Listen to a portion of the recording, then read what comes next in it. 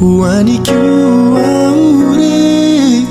ireo vovonjy akanjo fotsy marobe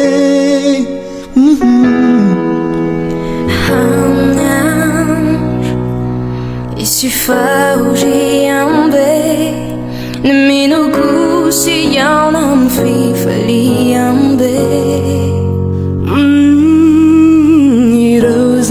Irozenares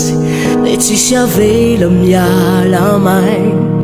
Andray ny satrobony nahitry ny fiainana Ireo izay nares no mananjara amin'ny azonay Izay voasoratra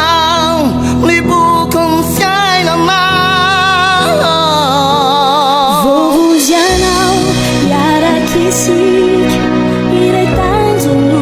tafita Hitondram-bavaka anao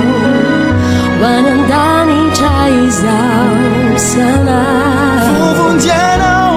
iarak'isika Iray tanjona tafita Hitondram-bavaka anao Hoany an-danitra izao sianao Sika izao ratsambatany Kristy Ifampitantana iaraka iampitary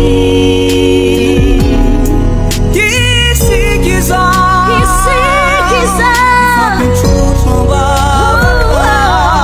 Iady miady tsara ny finoana Ireo zay naresiany Da tsisy avela ialamay Andray ny sa